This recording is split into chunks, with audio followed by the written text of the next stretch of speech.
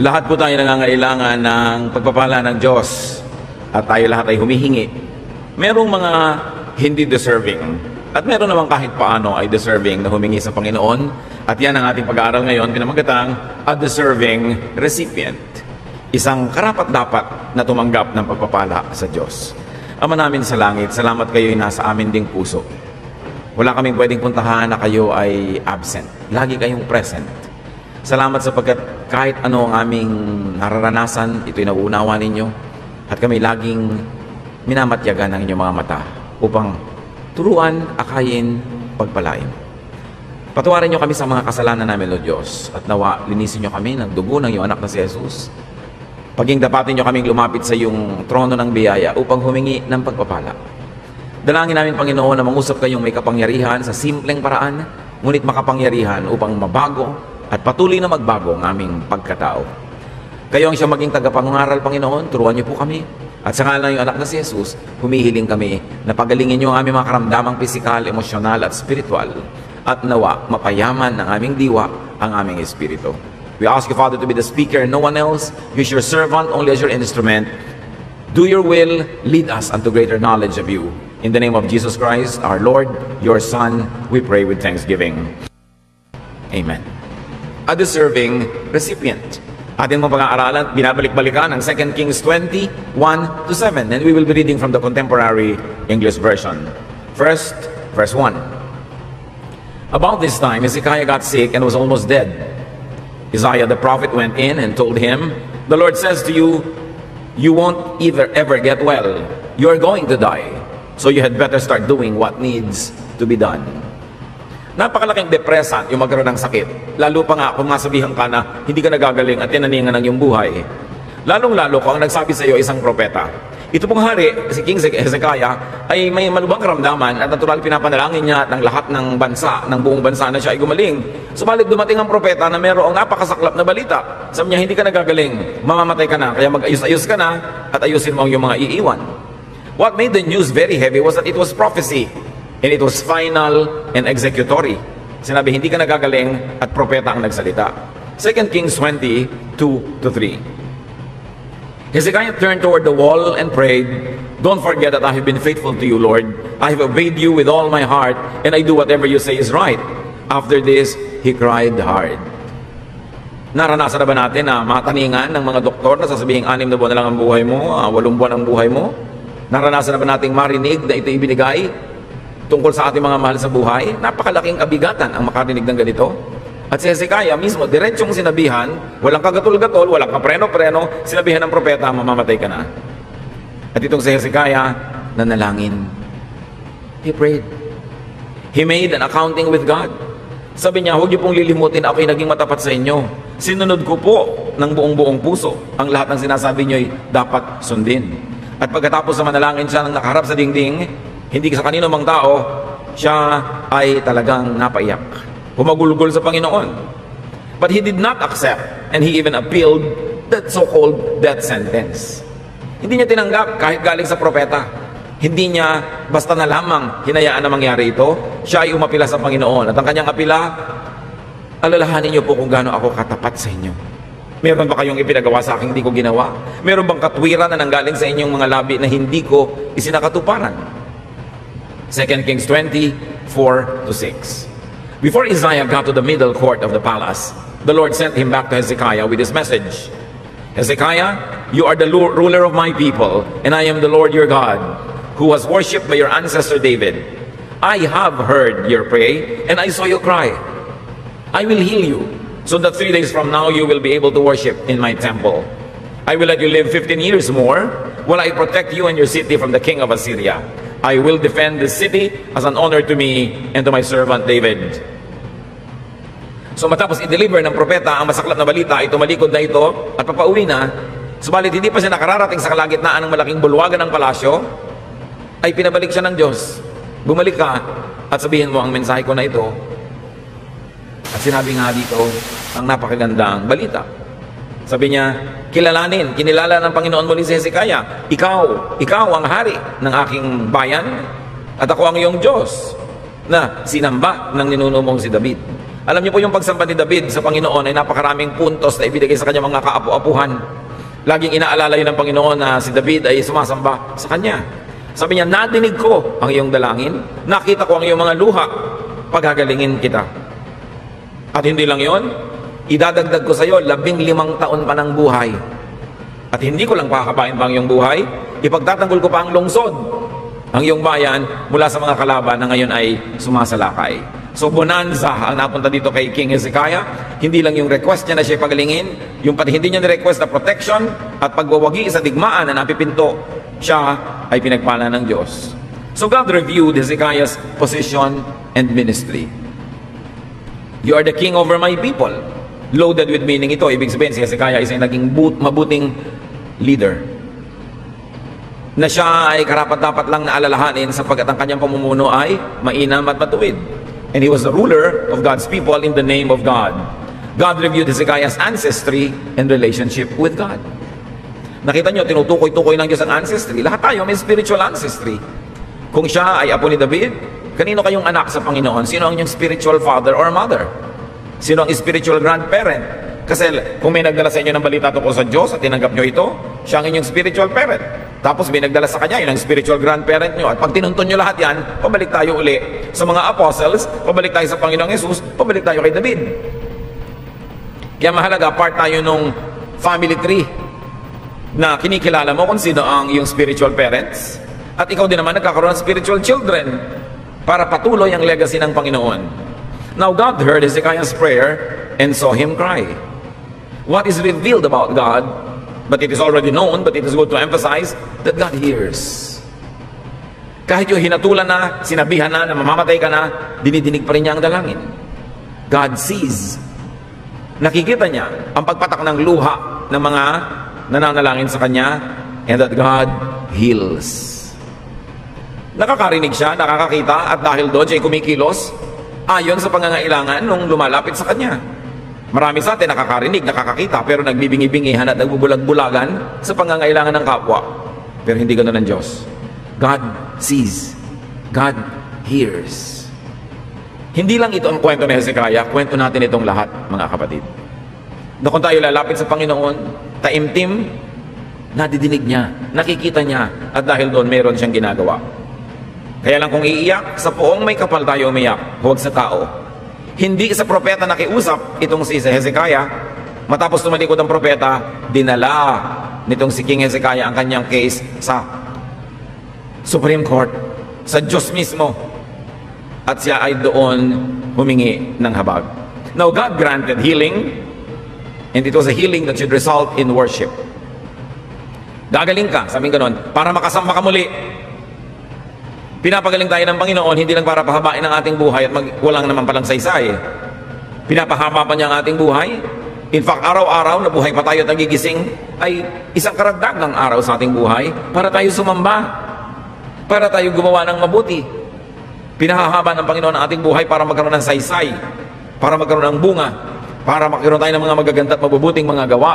Hindi lamang puro mga dumadami ang mga taon, wala naman palang napapala.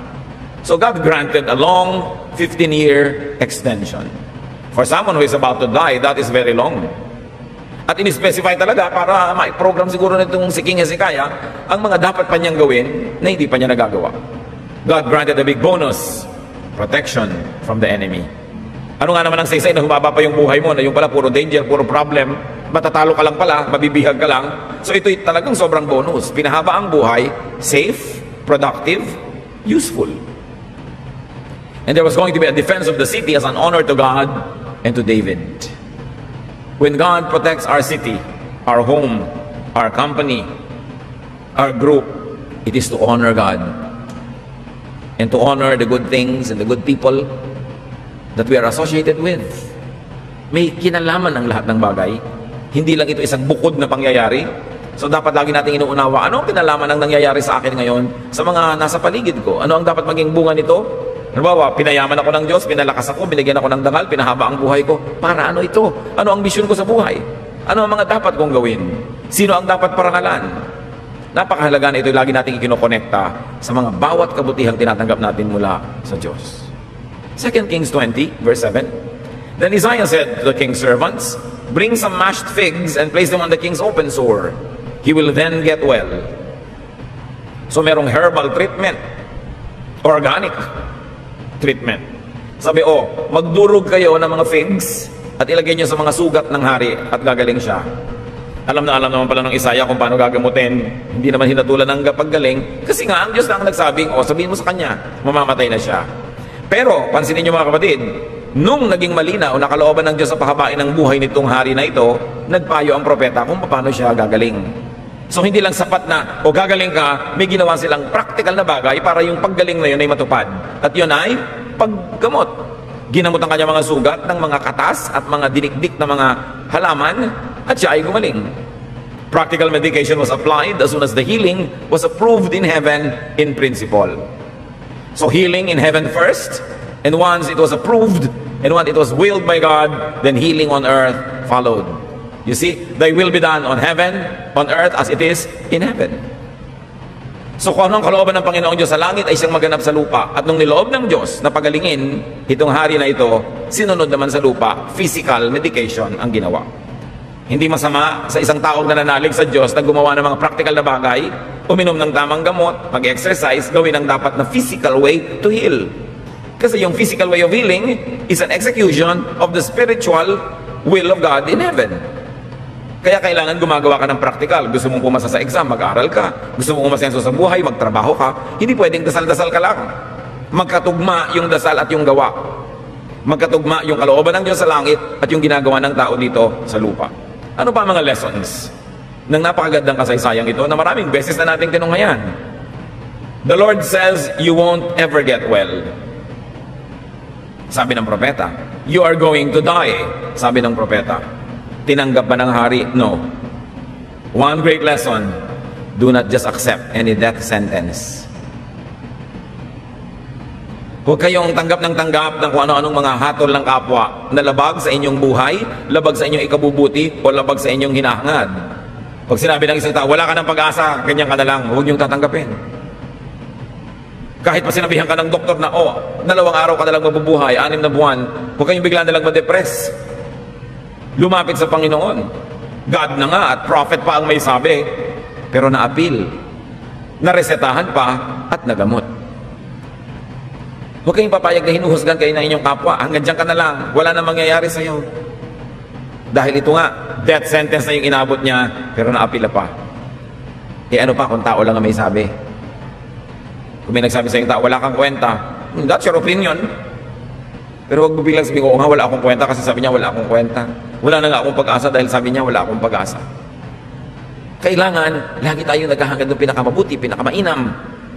Do not let anyone, not even yourself, pronounce a death sentence on you. Sabi ng propeta, you're going to die, so you had better start doing what needs to be done. What lesson do we get from here? Put your life and business in order. Dapat laging ayos. Especially when you could die. Maglalakbay ka sa malayo, may posibilidad na kainin ka ng pating, mahulog ka sa bangin, masagasaan ka, ma-infect ka, ayusin mo ang iyong buhay at ang iyong bahay. Kung may kaunti kang ari-arian na maaaring maiiwan, linawin mo na kung paano ito paghahati-hatian ng mga magmamana-mana para hindi bangay-bangayan pagkabigla ka na lang sa makabilang buhay. Kailangan ayos. May mga itinago kang kayamanan, gumawa ka man lang ng mapa para mahukay ng mga kamag-anak mo kung saan nakalagay. Meron ka mga secret bank accounts, ilagay mo malang yung mga number at yung mga code sa isang sealed envelope na pag namatay ka, meron pwede magbukas. Kailangan ayos ang buhay. Lalo't meron ka mga pananagutan. May mga listahan ka ng mga utang at pautang, ayos dapat. Sabi nga nung propeta, ayusin mo na ang buhay mo, malapit ka na mamatay. Kasi one of the things that's really very difficult is namatay ka na nga, ang gulo-gulo pa ng iniwan mo. Matagal ka nang naagnas, hindi pa tapos yung mga suliranin at mga gusot. Kailangan may iniiwan kang kaayusan. Put your life in order when you are likely to die, like when you are ill. Or especially, if you plan to live long, lalo namang dapat mong ayusin ang buhay dahil ikaw ang makikinabang kung ito'y maayos at ikaw ang malulugi kung ito hindi maayos. Maganda, lalo't may mga ari-arian kayo, merong malinaw na will, last will, and testament. At kung meron kayong mga ganyan, isulat nyo lang ng kahit sulat kamay nyo, mas mabuti. Sa isang papel, ito ang gusto ko mangyari sa mga ari-arian ko. A, pupunta kay B. Diba? Ganito, ganon, pirmahan ninyo. Malaki ang hold noon kahit sa korte, lalo handwritten nyo, kahit hindi pa yan notarized. Dapat mainam.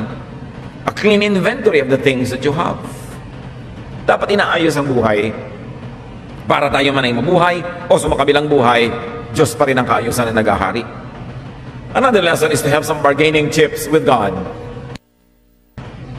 Kung bigla ka man lang hatulan, meron ka namang maiapila sa Diyos tulad ng ginawa nitong si King Hezekiah, faithfulness and obedience. So, hindi po ba't ako'y naging matapat, naging masunurin? Alang-alang man lang dito, habaan nyo naman ang buhay ko. Dagdagan mo pa ng righteousness, service, and if you are very good at the ministry of giving and goodness to others, lahat yan, pinapakinggan ng langit.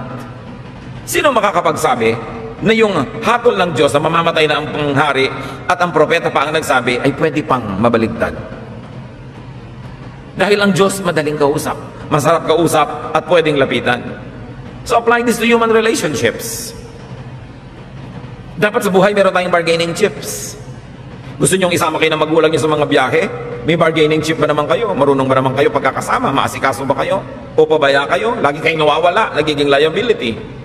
We must have good bargaining chips in life. Kahit hindi natin naiintindihan lagi, ang buhay ay laging merong exchange. May ginagawa ka, may ginagawa sa'yo. May itinatanim ka, meron kang inaani. Kaya dapat meron tayong mga mabubuting katangian. Kung gumagawa ng listahan ng mga isasama halimbawa sa bakasyon, 5 lang, 7 kayo, sa palagay nyo sinong malalagay na unang 5? Di yung mga may good bargaining chips. Ito masarap naman itong kasama kasi masipag. Ito madaling kasama kasi hindi ito suplada. Ito masarap kasama kasi hindi masyadong legalistic, mapagbigay. Diba ayaw natin ng kasamang mabigat, yung mabigat sa loob. So dapat lang tayong may ginagawa. Para kung may pipiliing bubuhayin, mapasama ka naman, hindi doon sa ikaw agad yung bibitayin. Pag meron pipiliin ng Diyos sa pagpalain, ikaw naman ay mauna-una sa listahan. Kahit sa ating kapwa, meron siyang handaan, mamimili siya ng bisita. Tingnan nyo kung naiimbita ka o hindi. Madali naman yan eh.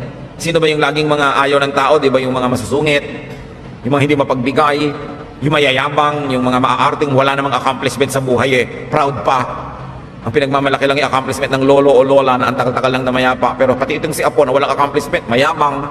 Sino bang natutuwa sa mayabang? Sino bang natutuwa sa suplada? Sino bang natutuwa sa mga masusungit? So, liban na lang you're very, very brilliant. Na talagang kailangan ka because of your brilliance. It's important to add value to yourself. By being nice, by being good, by being forgiving. At dapat ang tao maluwag at magaan kasama. Kasi kahit nga talented ka, hindi ka pa rin ang isasama kung ang hirap mo namang makasundo. Dapat nagre-review tayo niyan. Lesson sa buhay nitong si Hezekiah, meron siyang bargaining chips. Kung tayo ba ay sabihan ng Panginoon sa isang panaginip, maganda ka na, 3 araw ka na lang mabubuhay, may masasabi pa tayong, Lord, di ba faithful naman po ako sa inyo? Di ba sumusunod ako sa inyo? Habaan niyo naman po yung buhay ko. Alam ko pong masarap na mag to die is gain, pero gusto ko pa pong mag to live is Christ. Habang maaari sana. Don't squander opportunities to do good. Bawat tao na nirefuse natin, at the same time, meron tayong opportunity to accommodate. Bawat tao na inis sa atin o ininis natin, may kakambal yun na opportunity na mapalapit ang loob sa atin kung ginawa natin ang tama. Bawat tao na kakaaway natin, may kakambal na opportunity na maging kaibigan natin kung tama ang ating handling. Sa bawat opportunity, pipiliin natin, ako ba yung magiging mapagbigay o ako yung pagbibigyan? Ako ba yung magiging mapagpatawad o ako yung nangangailangan patawarin? Kasi sa ganun nating pagsukat mga kapatid, malalaman ninyo, if you're desirable to be around, if you have bargaining chips with people and with God. Sa bawat araw may pagkakataon tayo na maging kaibig-ibig sa kapwa. Pipiliin ba natin yun na maging kainis-inis? Pipiliin ba natin na maging tamad imbes maging masipag at maging mapagbigay? Pipiliin ba natin na maging pabigat kaysa sa part of the solution? Isa sa mga kamangmangan ng tao, yung sa pagpili, ang pinipili niya siya yung maging, bisa may iba pa, they really choose to be bitchy. They really choose na masalita ng masakit. They choose na manghiya ng kapwa. Pero anong napala nyo? May taong nagalit sa inyo, nagdamdam? Sooner or later, you will need this person's favor or kindness. And do you think this person will give it to you? Isa sa mga pinakamalaking kamalian ng tao, yung pwede siyang pumili na maging mabuti o masama, yung pinipili maging masama. Yung pwede siyang pumili na maging mapagbigay, ang pinipili maging maramot. Meron siyang pagkakataon na maibigan ng kapwa, ang pinipili niya yung makainisan. Isang napakalaking kadiliman ng isip na dapat nating iwaksi sa ating buhay. Deserve blessings. Kahit yung blessings, pumupunta yon sa blessed. Deserve healing. Deserve God's answer. As humans who are fallen, we can never be truly and fully deserving, but at least be deserving even on the surface. Hindi naman talaga tayo dumarating sa puntong karapat-dapat tayo at karapatan nating tumanggap ng mabubuti galing sa Diyos. Pero at least kahit malang paano, meron tayong mabanggit, masabi, kung gusto nating makipagtawaran. At ang Biblia, ang daming example ng pakikipagtawaran ng tao sa Diyos. Most of the time, our relationship with God is really transactional. Ginawa ko ito, Lord, please gawin niyo naman ito sa akin. At sinasabi ni Lord, pag ito ginawa mo, ganitong gagawin ko sa iyo. Cause and effect. Kung anong gustong effect mo sa buhay, dapat yun ang cause na gawin mo rin. Another lesson is to pray, to cry out to God. No case is impossible with God. Ilapit mo, umasa, manalig, iyakan mo ang Diyos. James 5:16, therefore confess your sins to each other and pray for each other so that you may be healed. The prayer of a righteous man is powerful and effective. Yung maipanalangin ka ng isang matuwid na babae o lalaki, pinakamagandang regalo yun na pwede mong matanggap. Kasi ang mga panalangin nga ng mga matuwid ay mas dinidinig. Kaya napakainam na tayo mismo yung maging matuwid, at kung hindi man, be in good standing with people who are in good standing with God, because they can be your emissaries to God. They could be your ambassadors and they could plead for you. Kaya yung mga matuwid, halimbawa, nasa mga panahon na matuwid ang ating pamumuhay, alam natin na more than ever, malapit tayo sa Panginoon, malinis ang ating pamumuhay, samantalahin nyo yan para manalangin para sa iba. Kasi para kang merong hotline to heaven. At napakainam yung maipanalangin tayo ng mga tao. Pero, again, ikatutuwa ba ng kapwang ipanalangin ka? Kaya dapat talaga yung ating behavior, pinipilit natin maging mabuti. So pray and get prayed for. Kung may hihingin kayo sa kapwa, lalo't ito yung mabuting tao, ang hingin nyo panalangin. Daig nyo pa ang nabigyan ng pera o ari-arian. Dahil pag ipinapanalangin ka ng isang taong dinidinig ng langit, can you imagine all the blessings that will be coming your way? Have a prayerful community. Lagi nyo isasali sa inyong mga activities ang panalangin. Family gatherings, friends, kahit mga outing, laging manalangin. Kasi pag tayo nananalangin, talagang kumikilos ang kapangyarihan ng langit para sa ating pabor. And another lesson here, of course, is to be likable so people will love to pray for you. Bakit may mga tao ay pinagmamalaki nila na mataray sila? Parang napakalaking katangian. Bakit ipinagmamalaki na ako, nambabara ko ng kapwa? Bakit ipagmamalaki mo na ikaw ay brutally frank? May mga bagay na dapat ikinakahiya, hindi ipinagmamalaki. Patuloy nating siyasatin ang ating mga sarili. Another lesson is to respond to and reciprocate God's blessing and dealing with worship. Kita niyo sabi ng Panginoon, pagagalingin kita para makasamba ka. Nakita niyo, ang biyana nitong si Peter, nung pinagaling ng Panginoong Jesus, naglingkod, pinakain sila. Pinagagaling tayo para magkaroon ng saysay yung buhay natin for the furtherance of God's kingdom and for service to fellow human beings. Pinagagaling tayo at kung minsan ay hindi naman natin kailangan gumaling dahil malusog tayo, pinananatili tayong malusog para meron tayong saysay. Si David, matapos mamatay ang kanyang anak na siya ay hindi kumain, hindi uminom, pinananalangin niya dahil nag-aagaw buhay. Nung namatay na yung anak niya, wala na siyang magagawa tungkol doon, nagbihis, naligo, sumamba. Yung may ketong na pinagaling ng Panginoon, 1 out of 10, yung isa bumalik para sumamba, magpasalamat sa Panginoon. Pag ginagawan ka ng Panginoon ng pabor, inaantay niya na magpakita ka ng pagpapasalamat. Dapat lang yun. Luke 17:17, Jesus asked, were not all 10 cleansed? Where are the other 9? Pag may gumawa sa'yo ng mabuti sa iyong kapwa, isang kapwa mo gumawa sa'yo ng mabuti, dapat pumunta ka magpasalamat. Kung kakayanin mo, magsukli ka, magregalo ka, gumawa ka rin ng mabuti. Pinaglingkuran ka, paglingkuran mo rin. Kung hindi mo pa kaya, pag dumating ang panahon kaya mo na, sikapin mo na maglingkod din. Laging isinusukli, ginagantihan, ginagawa ng mabuti, ang gumagawa sa atin ng mabuti. Kasi pag kami ginawa sa iyong mabuti, nagpasalamat ka, ibinalik mo yung buong goodwill sa kanya, edi ibabalik niya sa iyo, pabalik-balik. There is circulation of goodwill instead of it sleeping under your pillow. May mga taong gagawin mo ng mabuti, hindi mo lang marunong magpasalamat. Naaalala ka lang tuwing may kailangan, naaalala ka lang tuwing may problema, pero pag masaya ang buhay nila, hindi ka malang maalala. Pag may pera sila, hindi ka malang maalala ang bigyan ng kahit ano. Pero pag walang-wala, naaalala ka naman. One-way relationship. Do you think it will last? It is not sustainable. Parang pendulum. Alam niyo yung pendulum, kaya hindi tumitigil ng pagbabalik-balik. Kasi ibinabalik niya. Pag nakarating siya doon, babalik siya dito, pabalik-balik. So ang mga kabutihan ba na tinatanggap natin, sinusuklian natin? And very especially worship when you are blessed. Worship right after a difficult time.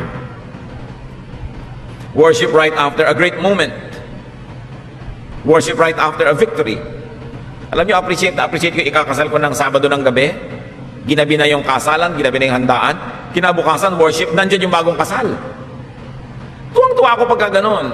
Na kahit nagkapuyat-puyat siguro sila sa kanilang honeymoon, talagang bangon sila para mag-worship. Isipin mo na, first worship day na mag-asawa kayo, nagwo-worship kayo, what could be better than that? Kasi yung inabot na kayo tanghali sa higaan dahil bagong kasalan kayo, yung ba ang paraan ng pagpapasalamat sa Diyos, magtulog, magtamad? Pagka tayo pinagpapala ng Panginoon, dapat worship agad ang sagot. Ngayon, kung hindi ka pinagpapala, lalong mag-worship ka, hindi ka na pinagpapala eh. Kaya laging worship ng worship. Worship in good weather, worship in stormy weather. May bagyo na nga. Yun nga, kaya dapat ka lalong sumamba. May bagyo na, may baka, may lakar, hindi ka pa sasamba. Yan na lamang ang pagkakataon mo para ipakita sa Panginoon yung katapatan, para suklian din at ipabalik-balik yun. Worship right after your wedding, your graduation, your success or survival. Hindi yung absent, late, or inattentive. James 4:14. You do not even know what will happen tomorrow. What is your life? You are a mist. A mist that appears for a little while and then vanishes. Hindi nito minamaliit ang buhay. Itinuturo sa atin na lalong pahalagahan ang bawat sandali. Hindi mo na alam kung ano mangyayari bukas. Alam mo ba? Para ka lang isang usok. Yung binuksan mo yung kaldero, umusok. Sandali lang, wala na. Mainit na kape, may usok. Mamaya wala na. Sabi, ganyan lang ang buhay mo. Here now, gone tomorrow. Life and time are uncertain. Therefore, live well. Sabi nga nitong propeta, ayusin mo ang sambahayan mo, ayusin mo ang buhay mo. Kaya sa Tagalog, napakaganda ng ating greeting na mabuhay. It's when live, get a life, get a full life. Hindi yung nabubuhay ka, tatamlay-tamlay ka. Kainan, wala kang gana, ayaw mo kumain. Tulugan, hindi ka makatulog. Tawanan, hindi ka tumatawa. Kasiyahan, hindi ka kasali. Ba't ka pa nabuhay kung puwera ka lang? Alam niyo ibig sabihin ng mabuhay? Involve ka. Kaya, nag-i-inhale ka, nag-i-exhale ka, nagpapalitan lang kayo ng hininga ng mga halaman. It's an exchange. It's very important to have good exchange. Hindi katulad ng mga naninigarilyo, mag-i-exhale sila ng lason, mai-inhale mo dahil dumadaan ka. It's very unkind and very rude for smokers to let non-smokers inhale their polluted air. Kasi may exchange nga pero negative. Dapat positive ang exchange. Sasandali ang buhay, ba't ka gagawa ng mga kaaway? Sasandali ang buhay, bakit ka maiinis o mangiinis? Ba't di ka magtanim ng mabuti? Ecclesiastes 8:15, payo ni Solomon. So I think we should get as much out of life as we possibly can. There's nothing better than to enjoy our food and drink and to have a good time. Then we can make it through this troublesome life that God has given us here on earth. Sa katalinuhan ni Solomon, nalaman niya, nakita niya, kahit ano pa ang buhay, nagwawakas din. Yung future tense, may graduation bukas, sa makalawa, past tense na yon. Meron kang tagal-tagal na inaasam, naka-future tense, tapos biglang nangyari na, tapos na. Parang ang tagal-tagal mo naghahanda sa Noche Buena, tapos biglang, tapos na. Ang tagal-tagal mo naghahanda sa kasalan, tapos, tapos na. Ganun lang ang lahat. Dugtong-dugtong lang ng mga ginagawa, tapos na. May bago kasi simulan, tapos na. Paano ngayon yung buhay mo? Ganun lang ba yun? Kaya sabi nito si Solomon, hanggat maaari, get the most out of life. Kumakain ka, kumain kang mabuti. Nagsasaya ka, magsaya ka. Naglilingkod ka, maglingkod ka mabuti. Hindi naglilingkod ka, nakasimangot. Naglilingkod ka, half-hearted. Naglilingkod ka, low quality. Naglingkod ka na rin lang, gawin mo ng passionate. Kasi hindi na ladating uli yan. Minsan lang, ang isang araw na lumampas sa buhay mo, hindi na babalik. So dapat, get the most out of life. And also give the most to life, to God, to your fellow men. Ecclesiastes 3:12, I know that there is nothing better for men than to be happy and do good while they live. Halimbawa, nung nanalangin si Hezekiah sa Panginoon, sinabi ni Lord, kahon, bayong, the same, mamamatay ka na rin talaga. Talagang final na yan. Dapat wala na siyang regret. Sasabihin niyo, Lord, pambihira naman. Bakit? Ilang taong ka na ba ngayon? O halimbawa mo 40, 50, 60, 70, 80, whatever. Sasabihin ni Lord, hindi pa ba sapat yun? Para ka magmahal at mamahal? Para ka kumain, magluto? Para ka magbigay at tumanggap? Yung bang 10 taon, 20, 30, kulang pa yon para maranasan mo na mahalin at magmahal? Para gumawa ng mabuti at tumanggap ng mabuti? Pero kahit bigyan ka ng Panginoon ng 300 years to live, kung hindi ka man magmamahal at walang magmamahal din sa'yo dahil hindi ka kamahal-mahal, sayang lang yung 300 years mo. Bigyan ka man ng 90 years to live, wala ka man lang naitanim ni isang puno. Wala ka malang natulungan ni isang kapwa, di ba't pa pinahaba yung buhay mo? Sayang lang, ganun din pala, wala din, zero din ang ending.